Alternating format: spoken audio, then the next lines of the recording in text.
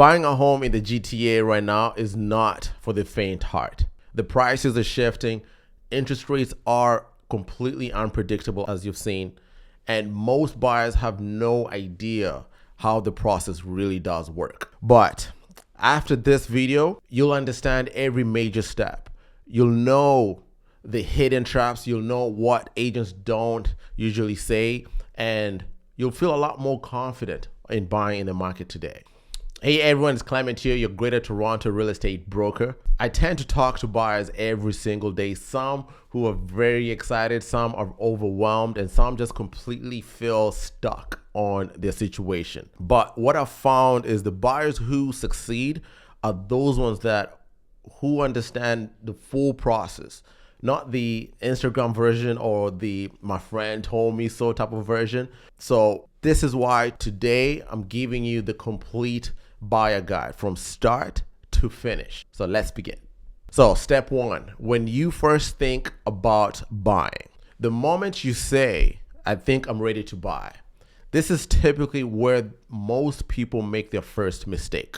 Why? Because they start shopping for houses before they understand the numbers. The first step is this: talk to a mortgage broker. Find out what you actually can qualify for. So here's the major difference. The mortgage broker tells you what you can buy. The real estate agent tells you what is realistic in today's market. So for the most part, when you work with me, we create a WhatsApp group and what happens here is it becomes a mission control. Everything happens here. You're never confused about the next step. So which leads me to step number 2, how to search for the properties. Everyone here starts online. You go into realtor.ca or there's a lot of websites, a lot of channels out there that you can actually do the searches. But a lot of times those realtor.ca or the public websites, some listings never hit the public websites on time. And what looks like a deal online for the most part can be a total problem in person. So here's how I typically search for properties with clients. I run a real-time MLS search and send properties instantly. You send me anything that you see online, or if you see anything on a drive-by when you're driving on your weekend or just during in the evening, you see a for sale sign on the streets, you send it in that WhatsApp group. And from there, we are able to get the data, get the information about that property for you immediately and let you know, is it a good property for us to go and view, or is it a property that's just completely overpriced? You're not doing this alone. That's the main point. You have a team behind you. And that's the biggest thing that a lot of buyers need to have in mind. Step 3, and this is the big one, going direct to the listing agent. So the sellers per se. A lot of times buyer ask me this on the first meeting, that if I go straight to the seller agent, will I get a better deal? I always get this in the first buyer consultation that I do.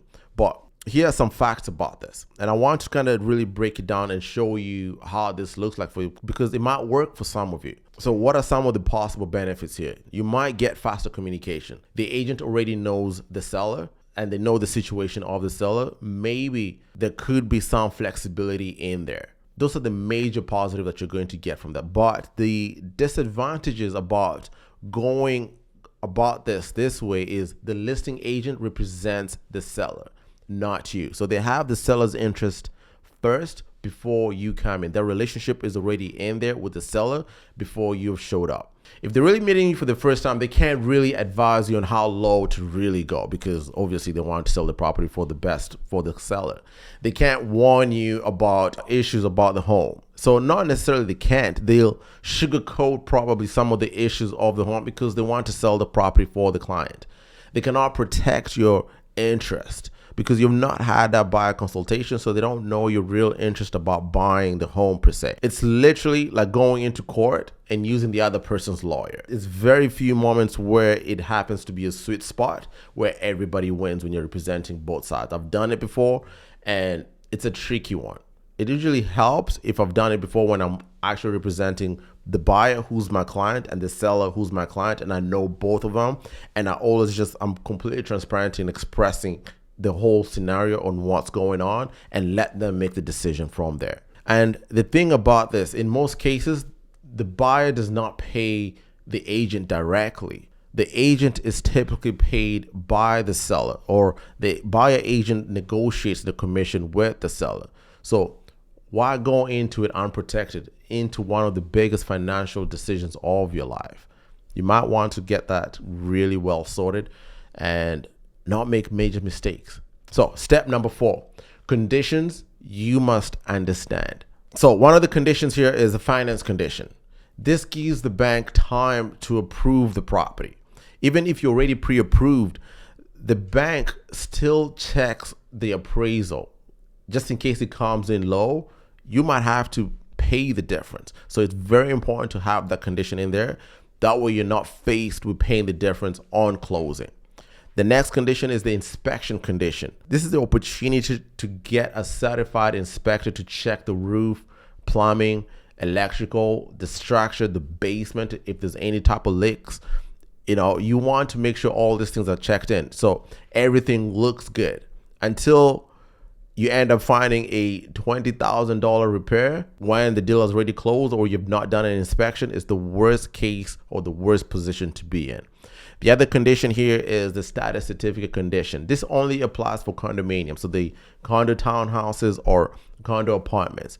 This is the building's financial report card. On here, you learn if the building is broke, if lawsuits exist, if special assessments are coming, if there's any lien to that particular property, to that particular unit that you're about to purchase. Because when it comes to adjustment, when it comes to the lawyers, sometimes you want to make sure that has been taken care of. I would go as far as to say, as a buyer, you never want to buy a condominium without having the status certificate reviewed. It's such a risk because it's something you can have your lawyer look at and avoid a lot of incompetency down the line. So step number 5, the land transfer tax. This one here surprises every single buyer. In Toronto, you pay 2 land transfer taxes, the Ontario and the Toronto taxes. On a $900,000 property, you can pay over $27,000 in just land transfer taxes. And this is not part of your mortgage. This is not part of your down payment. This is completely separate. So when you're doing this budget, when you're aligning your finances, just equate the land transfer tax. If you're buying outside of Toronto, you're only paying 1 land transfer tax. For first-time home buyers, for land transfer taxes, you do get a rebate, but it's still a significant number. So step number 6, the offer process. Writing an offer is not just the price. We'll look at inclusions, closing dates, deposit, conditions, the comparables, the competition that the seller has, and also you look at the seller motivation as well. Some agents underprice to create building wars. Some overpriced because the seller just refused to almost be realistic, or it's also a strategy because they know if you list a little bit higher, a lot of properties will sell slightly under there. So your agent should know the difference of all these aspects of it. As a buyer, if you want to do it yourself, it's okay, because now you're coming in, this is your first transaction, or this is your second transaction. If you're working with a real estate broker, let's say for example like myself, I've done hundreds of transactions. So I've seen every aspect of the negotiation process of how to build a strong offer. Because it's not just about the price. I always tell my clients, it's about the body of the offer. There's all these things that come into play.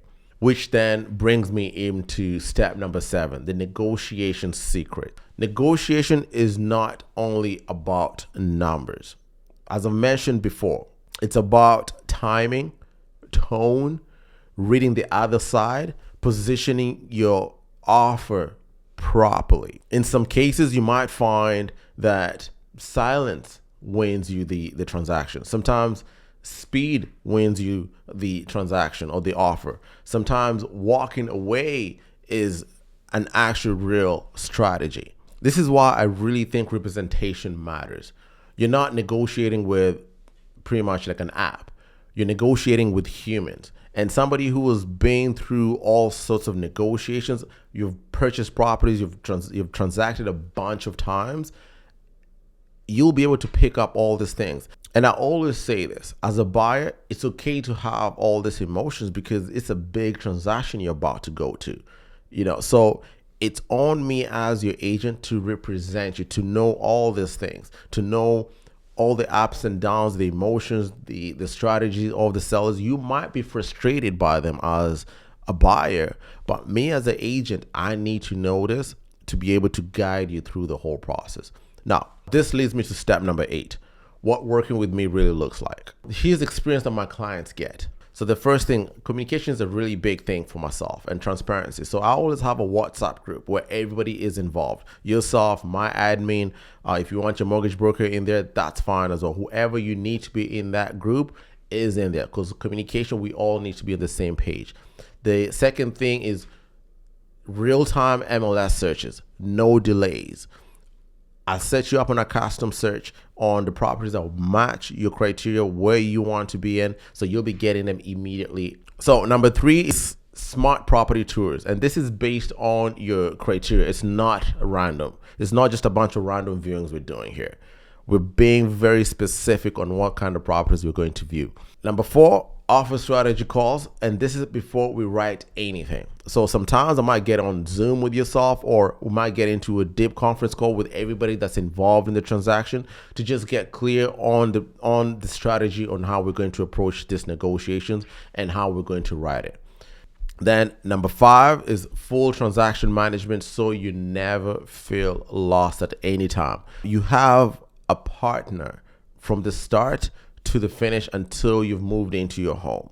And after you've moved into your home, I have another process where I send you comparable market analysis, I send you equity updates to let you know how much your property is appreciated throughout the year on what's going on. I always have events. So there's so much that happens after. So with all that said, buying a home in the Greater Toronto area does not have to feel overwhelming. So with the right information, the right strategy, and the right support, you can win in this market.